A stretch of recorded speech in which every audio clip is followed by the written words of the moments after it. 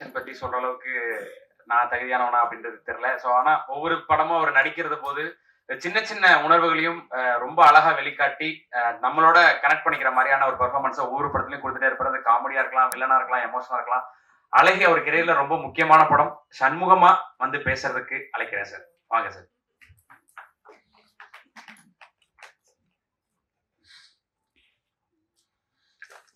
இதுவரைக்கும் பேசினவங்கள இருந்து நான் கொஞ்சம் வித்தியாசப்பட்டு ஒரு நீங்க யாரும் எதிர்பாராத ஒரு அதிர்ச்சியான செய்தியை நான் சொல்ல போறேன்.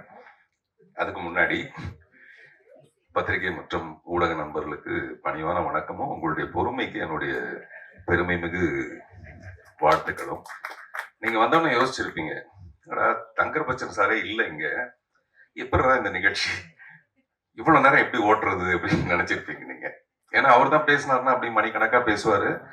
அவரை மாதிரி ஒரு திறமையான ஒரு கதாசிரியரை நான் வந்து சந்திச்சதில்லை. ஏன்னா அவருடைய கதைக்களங்கள் எல்லாமே ரொம்ப ரொம்ப ரொம்ப புதுசா, அதுல ரொம்ப சரியான விதைங்கிறது இந்த அழகிய கதை. இந்த படத்தை அவரை தவிர அவர் யாராலையும் இந்த உலகத்திலேயே வெற்றி அடைய வச்சிருக்க முடியாது. அதுக்கு என்ன காரணம் நான் அப்புறம் பின்னாடி சொல்றேன். அதான் அந்த அதிர்ச்சியான தகவல். அப்படிப்பட்டவர் வந்து அவர் பேசுற சுவாரஸ்யம் வந்து ரொம்ப அலாதியானது. நம்ம கிட்ட வந்து கேட்பாரு, சார் ஒரு நல்ல படம் எடுக்கிறதுக்கு என்ன விட்டு அவர் யார் சார் இருக்கா, நீங்களே சொல்லுங்க, ஒரு டைரக்டர் இங்க இருக்காரா சார் அப்படின்னு என்கிட்ட கேட்பாரு. நானும் ஒரு டைரக்டர் தான். எவனாவது ஒரு நல்ல படம் எடுக்கிறதுக்கு இந்த தமிழ்நாட்டில் இருக்காரா சார், என்ன விட்டா ஒரு டைரக்டர், நீங்க சொல்லுங்க சார் அப்படின்னு. இப்ப அதையேதான் இப்ப வந்து ஒரு பிரச்சாரத்துல சொல்லிட்டு இருப்பாரு, என்ன விட்டா உங்களுக்கு நல்லது செய்யறதுக்கு வேற எவனாவது இங்க இருக்கானா, எவனாவது வரானா விதியில பாருங்க, அதனால உங்க ஓட்டை வந்து நீங்க எனக்கு போன என்ன போடுறீங்களா இல்லையா அப்படின்னு வீட்டுக்குள்ள போய் சண்டை போட்டுட்டு இருப்பாரு என்ன. அதனால நிச்சயமா அவர் தான் நாளைய எம்பி அந்த தொகுதிக்கு. அவருக்கு முன்கூட்டிய வாழ்த்துக்கள். விதை முளைக்க நீர் நிலம் ஒளி எல்லாம் வேண்டும், விதை முளைக்க நீர் நிலம் ஒளி எல்லாம் வேண்டும், கவிதை முளைக்க நீ போதும் எனக்கு. நான் இங்க சொல்ல வந்தது வந்து இந்த கவிதைக்கு முன்னாடி அப்படி ஒரு தங்கர் பச்சன் சார் இருந்திருந்தாருன்னா இந்த நிகழ்ச்சி வந்து சுவாரஸ்யமா போயிருக்குமேங்கிற உங்களுடைய குறையை தீர்க்கிறதுக்காக திரு கருணாநிதி அவர்கள் அவ்வளவு அழகா அவருடைய தமிழ், கருணாநிதினாவே தமிழ் தான், தமிழ்னா கருணாநிதி தான். அதனால இப்பவும் நமக்கு மறைந்த முதல்வர் கருணாநிதியை ஞாபகப்படுத்துற அளவுக்கு அவருடைய அழகான தமிழ். அதே மாதிரி தளபதி பேசுனது எல்லாமே உண்மையான விஷயம் தான். இன்னும் நிறைய இருக்கு, இன்னொரு 30 நாளைக்கு பேசுற அளவுக்கு இருக்கு, அவ்வளவு உள்ள ஆழங்கள்லாம் இருக்கு. அதுக்கு நடுவில் இங்க கைத்தட்டி அதை கெடுத்துட்டீங்க, பரவாயில்ல. நிஜமாவேங்க உண்மையை பேசுறதுக்கு வந்து ஒரு பெரிய மரியாதையே இருக்காது நாட்டுல. நிஜமாவே அந்த அதிர்ஷ்டான தகவல் தான் நான் சொல்ல போறேன். உண்மைக்கும் யதார்த்தத்துக்கும் மரியாதையே கிடையாது. அந்த அதிர்ஷ்டி தான் நான் பின்னாடி சொல்ல போறேன். இப்ப நான் சொன்னது விதை முளைக்க நீர் நிலம் ஒளி எல்லாம் வேண்டும், கவிதை முளைக்க நீ போதும் எனக்கு. கவிதைன்றது ரொம்ப அழகான ஒரு விஷயம். அதுக்கு வந்து நீ மட்டும் இருந்தா போதும்டி, நான் கவிதை எழுதிடுவேன். அசை போட்டு விட்டால் சுவிங்கத்தை கூட உம்மிடம் மனம் வராத எனக்கு, அசை போட்டு விட்டால் சுவிங்கத்தை கூட உம்மிடம் மனம் வராத எனக்கு, உன் நினைப்பை மட்டும் எப்படி. கொஞ்ச நேரம் அப்படி அசை போட்டா அந்த சுவிங்கத்தை கூட என்ன துப்ப மனசு வரல, ஆனா உன்னுடைய நினைப்பை நான் எப்படி மிஸ் பண்ணுவேன். இதெல்லாம் அழகான காதல் கவிதைகள். விலக விலக புள்ளி தானே நீ மட்டும் எப்படி விஸ்வரூபம். நம்மளை விட்டு விலகி போச்சுன்னா அது புள்ளியா மறைஞ்சு போயிடும். ஆனா நீ மட்டும் எப்படி இன்னும் விஸ்வரூபம் மாதிரி அழகியா மனசுலயே இருக்க. நம்மளுடைய காதலிக்கெல்லாம் வந்து வேற வேற பேர் இருக்கலாம், ஒவ்வொருத்தரும் காதலிக்கிற பெண்ணோட பேர் வேற எல்லாம் இருக்கும். ஆனா அவங்க எல்லாருக்கும் பொதுவான ஒரு பேர் வந்து அழகிதான். அவளுக்கு பேரெல்லாம் வேற என்னமோ இருக்கும். அந்த அழகின்றது அவளுடைய அழக சொல்ற ஒரு விஷயம் இல்லை, அது இவனுடைய மனசோட அழகு. அது இவனுடைய மனசோட பார்த்தா அவனுடைய பொண்ணு வந்து மிக அழகா இருப்பா. அப்படிப்பட்ட ஒரு காதலி. அதே மாதிரி உலகம் பூரா இருக்கிற காதலர்கள் காதலை இன்னமும் எவ்வளவு அழகா மெய்ப்பிட வச்சிருக்காங்க, காதலை எவ்வளவு மதிக்கிறாங்கன்றதுக்கு ஒரு சரியான சான்று தான் இந்த 22 வருஷம் கழிச்சு நடக்கிற இந்த அழகிக்கான இன்னமும் எதிர்பார்ப்பு. அதுதான் உண்மை. காதலி வந்து பொய், காதலனோ காதலியோ பொய், பட் காதல் மட்டும்தான் நிஜம். காதலர்கள் தோத்து போலாமே தவிர காதல் தோற்கவே தோற்காது. அதனாலதான் இந்த அழகியும் தோற்கல. அதுதான் முக்கியமான ஒரு காரணம். இந்த படத்துல முதல் கதாநாயகன், 2வது கதாநாயகன்லாம் கருணாநிதி சொன்னாரு. இப்ப நான் சொல்றேன், இவங்க எல்லாத்த விட பெரிய கதாநாயகன் இந்த படத்தோட தயாரிப்பாளர் திரு உதயகுமார் அவர்கள். அவரு உதயகுமாரை விட நல்ல இதயக்காரர், நல்ல இதயகுமார்னு சொல்லலாம் அவரை. ஏன்னா ஒவ்வொரு கலைஞனும் முதல் படம் பண்றதுங்கிறது மிகப்பெரிய ஒரு கஷ்டமான விஷயம். நான் புதிய பதை பண்ணது எப்படியோ, என்னை வந்து என்னுடைய சுந்தரம் சார் வந்து என்னை அந்த படத்துக்கு தேர்ந்தெடுத்ததுனால இன்னமும் என்னுடைய பூஜை அறையில அவருடைய போட்டோ வச்சிருக்கேன். எங்க அப்பாவுடைய போட்டோவும் அவருடைய போட்டோ வச்சிருக்கேன். அந்த மாதிரி அது ஒரு மிகப்பெரிய ஒரு விஷயம். அது 1.25 கோடியோ இல்லாட்டி 2 கோடியோ இல்ல 25 லட்சம் ரூபாயோட நிறுத்திடலான்னு முடிவு பண்றதோ எதுவா இருந்தாலும் ஒரு தயாரிப்பாளர் தங்கர் பச்சன் மிகப்பெரிய திறமசாலியா இருக்கலாம். இந்த கதை ரொம்ப பிரமாதமான கதையா இருக்கலாம். அங்கதான் எனக்கு மாறுபட்ட கருத்து இருக்கு. இந்த கதை அதிர்ச்சியான தகவல் நான் அப்புறம் சொல்றேன். இந்த மாதிரி பில்டப் பண்ணிட்டு வந்தா அது என்னன்றது பின்னாடி பார்க்கலாம். சோ அந்த மாதிரி இந்த கதையை தேர்ந்தெடுத்து இந்த படத்தை வந்து இவ்வளவு தொய்வான இவ்வளவு இது எனக்கு தெரியும். அந்த நேரத்துல இந்த படம் எடுத்துட்டு இருக்கும்போது படம் முடிஞ்சதுக்கு அப்புறம் நான் இவன் ஒரு படம் பண்ணிட்டு இருந்தேன். ஒரு மழை மாலை, மழை பெஞ்சிட்டு இருக்க ஒரு மாலை நேரத்துல வந்து என்கிட்ட கேட்டாங்க. அப்போ வந்து 1.25 கோடி 2 கோடி ரூபாய் செலவு பண்ணிட்டோம், சிட்டியை மட்டும் நீங்க வாங்கிக்கிறீங்களா அப்படின்னு கேட்டாங்க. நான் சொன்னேன் இவன் படம் நான் பண்ணிட்டு இருக்கேன், நான் தான் ப்ரொடியூசர், என்கிட்ட அவ்வளவு பணம் இல்லை இந்த படத்தை வாங்குறதுக்கு. அப்ப இந்த நிறைய ப்ரொடியூசர்ஸ் வந்து நிறைய டிஸ்ட்ரிபியூட்டர்ஸ் இந்த படத்தை வேணாம் நிராகரிச்சது எல்லாமே. அப்ப நான் சார்ட்ட சொன்னேன், அவருக்கு நினைவு இருக்கும்னு நினைக்கிறேன், இன்னொரு 25 லட்சமோ 30 லட்சமோ போட்டு பிரிண்ட் அண்ட் பப்ளிசிட்டி பண்ணி ரிலீஸ் பண்ணா இந்த படம் வந்து பெரிய லாபத்தை அடையும் அப்படின்னு நான் சொன்னேன். நானும் சொன்னேன், வேற தங்கர் பச்சன் அப்கோர்ஸ் சொல்லியிருப்பாரு. அப்புறம் பார்த்தா படம் வந்து மிகப்பெரிய வெற்றி அடைஞ்சிருக்கு. உண்மையிலேயே இந்த டிஸ்ட்ரிபியூட்டர்ஸ்ன்றவங்க என்னன்னா ஏற்கனவே ஒரு செட் மெனு மாதிரி மைண்ட்ல வச்சிருப்பாங்க, இப்படி இருந்தாதான் இந்த படம் ஓடும்னு. ஒவ்வொரு தடவையும் அவங்களுடைய அபிப்பிராயத்தை உடைச்சிருக்கு. மீனாட்சி சுந்தரம் சார் நீங்க தப்பா நினைச்ச கூடாது, டிஸ்ட்ரிபியூட்டர்ஸ்க்குன்னு ஒரு மைண்ட் இருக்கும். ஆனா அதை உடைச்சது பூரா ரசிகர்களா இருப்பாங்க. அது ஒருதலை ராகமா இருக்கலாம், 16 வயதுலையா இருக்கலாம், எத்தனை படங்களா இருந்தா இருக்கலாம். ஆனா இப்ப மீனாட்சி சுந்தரம் பேசும்போது சொன்னாரு அவருடைய வேட்டையாடு விளையாடு 96. நான் சொன்னேன் ரொம்ப அழகா அதை சொல்லி தொகுத்து கொண்டு வந்து அழகில கொண்டு வந்து சேர்த்திருக்கீங்க. பிகாஸ் அது ஒரு ஸ்ட்ராட்டஜி, அது கரெக்டான ஒரு ஸ்ட்ராட்டஜி. அவருடைய கருத்து கணிப்பு மிக சரியா இருக்குங்கிறது, இந்த படமும் அந்த மாதிரி வெற்றி அடையணுங்கிறது. ஸோ மிஸ்டர் உதயகுமார், அவருக்கு பின்னாடி அவருடைய குடும்பம். நிஜமாவே ஒருத்தர் வந்து ஒரு நல்ல விஷயம் பண்ணணும்னா அதுக்கு பின்னாடி குடும்பம், முக்கியமா மனைவி. அந்த மனைவி நினைச்சிருந்தாங்கன்னா நிச்சயம் இந்த படத்தை திருப்பதியிலே மொட்டை போட்டு முடிச்சிருக்கலாம் திரும்பி வரும்போது. இப்ப வந்து இந்த மனைவிக்காக வர்றது எதுக்கு வரேன்னா தேவயானிக்காக வரேன். தேவயானி வந்து முதல்ல மனைவி ஆகும் போது நடிச்ச படம் இது. அவங்க கேட்டாங்க இந்த மனைவி மீது உங்களுக்கு காதலா அல்லது தனம் மீது காதலா அப்படின்ட்டு. காதலி மீது காதல் இருக்கிறது ரொம்ப பெரிய கஷ்டமே கிடையாது. காதலிங்கிறது என்னன்னா அவனுக்கு கிடைக்காத ஒரு விஷயம். தோற்று போன காதல் எல்லாமே தெய்வீக காதல் தான். ஒருவேளை அந்த காதலியே மனைவியா இருந்தா அந்த காதல் இவ்வளவு தூரம் சுவாரஸ்யமா இருந்திருக்காது. அதனால காதலி மேல ஈர்ப்பு இருக்கிறதுங்கிறது கிடைக்காத ஒரு பெரும் மேல இருக்கிற ஈர்ப்பு. ஆனா மனைவியா வந்ததுக்கு அப்புறம் அந்த மனைவி தன்னுடைய குடும்பத்துல இருக்கிற கஷ்ட நஷ்டங்களை எல்லாத்தையும் பார்த்து, அப்புறம் கணவனுடைய ஒவ்வொரு ரியாக்ஷனும் ஒரு மனைவிக்கு நல்லாவே தெரியும். உதாரணத்துக்கு புருஷன் வந்து தண்ணி அடிச்சு வீட்டுக்கு வந்தான்னு வச்சுங்களேன், அவனே காட்டி கொடுத்துருவான், கொஞ்சம் அப்படியே வடிஞ்சு அப்படியே காட்டி கொடுத்துருவான். ஏதாவது தப்பு செஞ்சா கூட அவனே காட்டி கொடுத்துருவான்.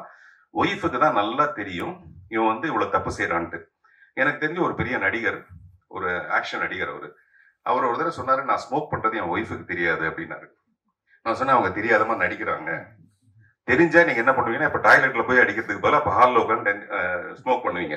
அதனால நீங்க மட்டும் இல்ல மனைவியா நடிக்கிறது, எல்லா மனைவியும் நல்லா நடிப்பாங்க. ஆமா, எல்லா மனைவியும் நல்லா நடிப்பாங்க. அவங்களுக்கு தெரிஞ்சதெல்லாம் இப்போ இதே சண்முகத்தோட காதலை இல்லாம இது எல்லாரும் என்கிட்ட கேட்டது, அந்த மனைவிக்கும் ஒரு காதல் இருந்திருக்கலாம் இல்லையா? அவங்க சொன்னா சண்முகம் என்ன இருக்கிறது இல்லையா? எல்லா மனைவியுமே இல்ல இல்ல நான் சொல்றது உங்களுக்கு இல்ல, வளர்மதிக்கு இல்ல, வளர்மதி இல்லம்மா. எல்லா மனைவியுமே அவங்களுக்கும் இந்த மாதிரி ஒரு வயசுல காதல் வந்திருக்கலாம். அந்த காதலை வந்து சொன்னா சண்முகம் தாங்கி இருக்க மாட்டான், அவ்வளவுதான், நொறுங்கி போயிருப்பான். ஆனா இது எல்லாத்தையும் சமாளிச்சுக்கிட்டு கணவனுக்கு ஏற்படுற எல்லா விஷயத்தையுமே அவ வந்து சமாளிக்கிறான்னா அவதான் மிகப்பெரிய ஒரு விஷயம். அதனால எனக்கு வந்து மனைவியை பிடிக்கும். நான் இப்ப நீங்க பேசுறதுக்கு முன்னாடி நான் சொல்லலாம் நினைச்சது, நந்திதா தாஸ் போட்டோவை விட டெஃபினட்டா தேவயானி போட்டோ பெருசா வச்சிருக்கணும் அப்படின்னு நான் சொல்லலாம்னு நினைச்சேன் சத்தியமா. ஏன்னா இல்ல நமக்கு எப்படி தெரியுதுன்னா நமக்கு கிடைக்காத ஒரு விஷயத்து மேல ஒரு பயங்கர பூரிப்பு இருக்கு. அதுவும் சாதாரண பூரிப்பு கிடையாது, சோளா பூரிப்பு. நீங்க பேசும்போது வந்து தெரியுங்களா, அந்த மாதிரி ஒரு சோளா பூரிப்பு இருக்கு. ஆனா கிடைச்ச விஷயத்தோட மகிமையை நம்ம அடையிறதே கிடையாது, அதை புரிஞ்சுக்கிறது கிடையாது. அப்படி ஒரு மகிமையான ஒரு விஷயம் தான் அந்த கேரக்டர். இப்ப இல்ல, நான் எப்பவுமே சொல்றேன் தேவயானுடைய பாத்திரமும் அது அவங்க நடிச்சதும் ரொம்ப சிறப்பா இருந்ததுன்னு. அதுக்காக நந்திதாசன் நான் குறைவா சொல்ல, நம்ம எப்பவுமே அப்படிதான் தூக்கி வச்சு கொண்டாடுவோம். ஸோ அதனால உங்க கேள்விக்கு பதில் வந்திருக்கும்னு நினைக்கிறேன். ஸோ நந்திதா தாஸ் வந்து இந்த படத்துக்கு ரொம்ப ரொம்ப பொருத்தமான ஒருத்தவங்களா இருந்தாங்க. பட் ஷூட்டிங் ஆரம்பிச்ச முதல் நாள் 2வது நாளே அவங்க என்கிட்ட சொன்னாங்க, தளபதி கிட்ட சொன்ன மாதிரி இது நமக்கு சுத்தமா ஒத்து வராது இந்த படம், அதனால நான் போயிடுறேன் அப்படின்னாங்க. அப்புறம் ஏன்னா தங்கர் பச்சன் பேசுற இங்கிலீஷ் வந்து அந்த மாதிரி இருந்திருக்கும்னு நினைக்கிறேன் அவரு எக்ஸ்பிளைன் பண்றதுக்குள்ள. அப்புறம் நான் ரொம்ப கன்வின்ஸ் பண்ணி அவங்க கிட்ட இப்ப சமீபத்தில் அவங்களை இன்டர்வியூ கூட சொல்லியிருப்பாங்க, நான் ஷூட்டிங்ல அவங்களுக்கு ஹெல்ப் பண்ணேன், எவ்வளவு ஹெல்ப் பண்ணேன், டயலாக் எல்லாம் அப்படி வச்சு காமிச்சாங்கலாம் சொன்னாங்க, அந்த மாதிரிலாம். ஸோ ஒரு படம் நல்லா வர்றதுக்கு பின்னாடி நிறைய நல்ல முயற்சிகள், அதுக்கு பின்னாடி இவங்க எல்லாருமே. அப்புறம் என்னுடைய சின்ன வயசா நடிச்ச பசங்க எல்லாருமே இவங்க எல்லாருமே அதுக்கு ஒரு பெரிய ஸ்ட்ரென்த். பட் அப்ப சொன்ன ப்ரொடியூசர்ஸ் டிஸ்ட்ரிபியூட்டர்லாம் என்ன சொன்னாங்கன்னா, பார்த்திபனுடைய பாகத்தை அதிகப்படுத்துங்க, இந்த குழந்தைங்களுடைய போர்ஷன்ஸை குறைச்சிருங்க அப்படின்னு சொல்லி சொன்னாங்க. ஆனா அந்த குழந்தைங்க போர்ஷன் தான் அந்த படத்தோட வெற்றிக்கு ரொம்ப ரொம்ப முக்கியமான காரணமா இருந்தது. அதை நான் மனசுல வச்சுட்டு இப்ப நான் டீன்ஸ்னு ஒரு படம் பண்ணிட்டு இருக்கேன். ஒரு 13 குழந்தைங்களை வச்சுக்கிட்டு டீன்ஸ்னு ஒரு படம், ஒரு அட்வென்ச்சரஸ் த்ரில்லர் ஃபில்ம். அந்த படம் அடுத்த மாசம் ரிலீஸ் ஆகுது. வருகிற 6ஆம் தேதி கமலா தியேட்டர்ல அந்த படத்தோட ஆடியோ லான்ச். பத்திரிகை நண்பர்கள் எல்லாருக்கும் தனியா வரும். இதா கூட நான் சொல்றேன், இந்த சந்து கிடைச்சா சிந்து படுறதுங்கிறது இதுதான். தங்கர் பச்சனை மாதிரி ஒரு சிறந்த எழுத்தாளர், சிறந்த படைப்பாளி, ரொம்ப நேரமா தேவயானி சொல்லிட்டு இருக்காங்க இது ஒரு மேஜிக்கல்னு. ஆக்சுவலா இந்த படமே ஒரு மேஜிக்னா கண்கட்டு வித்தைன்னு அர்த்தம். அதாவது நமக்கு கண்ணுக்கு எதிர்க்கவே வந்து இங்க ட்ரெயின் காணாம போயிடும், யானை காணாம போயிடும், அதெல்லாம் ஸ்டேஜ்ல பண்ணி காட்டுவாங்க. அப்படின்னா என்ன, நம்ம கண்ணை கட்டி விட்டுட்டு பண்ணிடுறது. இந்த கதையும் அந்த மாதிரியான ஒரு விஷயம். எப்படின்னா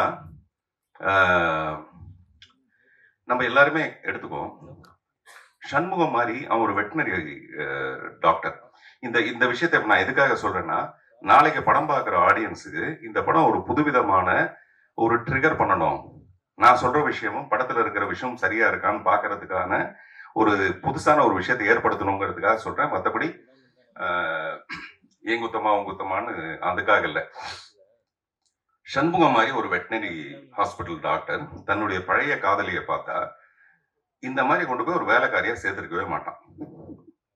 கரெக்டா இல்லையா? நீங்க யோசிச்சு பாருங்க. ஒரு குடிசை எடுத்து ஒரு தையல் மிஷினை வாங்கி கொடுத்து அங்க அந்த பொண்ணை கௌரவமா வச்சிருக்க முடியும் அவனால. ஆனா இந்த கதையோட போக்க தங்கர் பச்சன் செஞ்ச விதம் எப்படி இருக்குன்னா, நம்ம எல்லாருக்குள்ளயும் அந்த காதல்னு ஒரு விஷயம் வந்து எவ்வளவு பெரிய இம்பாக்டை ஏற்படுத்தணும்னா, இதை நான் ஃபர்ஸ்ட் டே ஷூட்டிங்லேயே கேட்டேன். என்னுடைய வீடு மங்களால ஷூட்டிங் நடக்கும் போது நான் கேட்டேன், இவ்வளவு வசதியா இருக்கிற ஒருத்தன் எதுக்காக அந்த காதலியை வந்து வேலைக்காரியா கொண்டு போய் நடராஜன் வீட்டுல சேர்க்கணும், எதுக்காக தனி வீட்டுல வந்து வேலைக்காரியா சேர்க்கணும், அதுக்கு பதிலாக ஒரு தையல் மிஷினை வாங்கி கொடுத்து கௌரவமா வச்சிருக்கலாமே. அப்புறம் அவர் சொன்னாரு, இல்ல சார், இந்த கதையோட போக்கு காதலியை பத்தினது கிடையாது, ஒவ்வொருத்தரோட மனசுல இருக்கிற காதலை பத்துறது.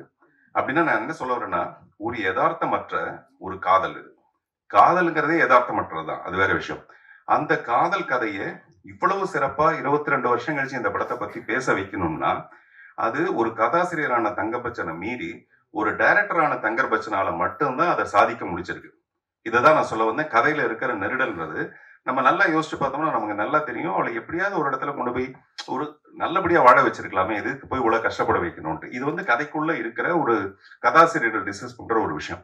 ஆனா இந்த கருத்தையே நமக்கு தென்படாத அளவுக்கு, நம்ம மனசுக்கு வராத அளவுக்கு, அந்த மேஜிக் மாதிரி, கண்கட்டு வித்தை மாதிரி இந்த உலகம் பூரா பரவி இருக்கிற காதலை சொல்லி, அந்த காதல் மூலமாவே இந்த அழகியோட மனசை சொல்லி, அதை இவ்வளவு பெரிய விஷயமா பண்ணிருக்கிறதுக்கு வந்து முழு பொறுப்பும் முழு தகுதியும் தங்கர் பச்சன்கிற ஒரு மிகப்பெரிய இயக்குனரால மட்டும்தான் செய்ய முடிய விஷயம்.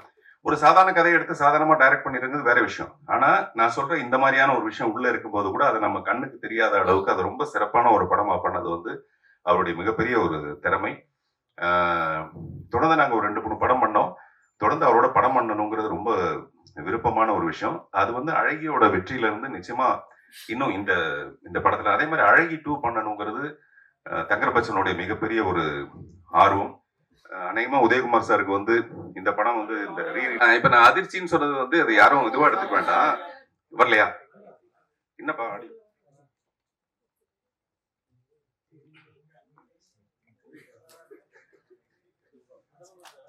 ஓகேயா? இப்போ ஓகேயா? சரி, ஓகே. சோ அதனால எதுக்கு சொல்ல வந்தேன்னா, அந்த மாதிரி அழகி ரீரிலீஸ்ல இந்த படம் ஒரு வெற்றி அடைஞ்சு அழகி 2-ஆ இந்த படம் வந்து மாறணும். நந்திதாதாஸ் நேத்து கூட என்கிட்ட போன்ல பேசினாங்க. நிச்சயமா அந்த அழகி 2க்காக நான் காத்துட்டு இருக்கேன். நானும் காத்துட்டு இருக்கேன். உதயகுமார் சார் சொல்றேன். நான் உங்க எல்லாருக்கும் என்னுடைய பணிவான நன்றியும் வணக்கம். தகவல் தான் என்ன சொன்னோம்னா, அழகிய நம்ம இவ்வளவு தூரம் வந்து பாராட்டிக்கிட்டே இருக்கோம், அவ்வளவு மாபெரும் காவியம் எல்லாம் சொல்லிக்கிட்டே இருக்கோம். ஆனா அந்த காவியத்துக்கு பின்னாடி இப்படி ஒரு யதார்த்தமான ஒரு விஷயம் மிஸ் ஆயிருக்குங்கிறது சொல்றதுக்கு தான் நான் அதிர்ச்சியான தகவல் சொன்னேன். நீங்க அதிர்ச்சியான தகவல் அதை மீறி ஒண்ணு சொல்லிட்டு இருக்கீங்க. நான் வந்து சொல்ல வந்தது அது ஒரு யதார்த்தம் இல்லாம யதார்த்தத்துல நம்ம செய்யறதை மீறி, ஆனா உலகத்துல இருக்கிற காதல்னா எவ்வளவு பவர்ஃபுல்லானதுன்றதை அவர் புரிஞ்சு வச்சுட்டு அந்த கண்கட்டு வித்தை மாதிரி நம்மள மயக்கி ஏமாத்தி இந்த படத்தை பெரிய வெற்றி அடைய செஞ்சிருக்காருன்னு நான் சொல்ல வந்தேன். தேங்க்யூ.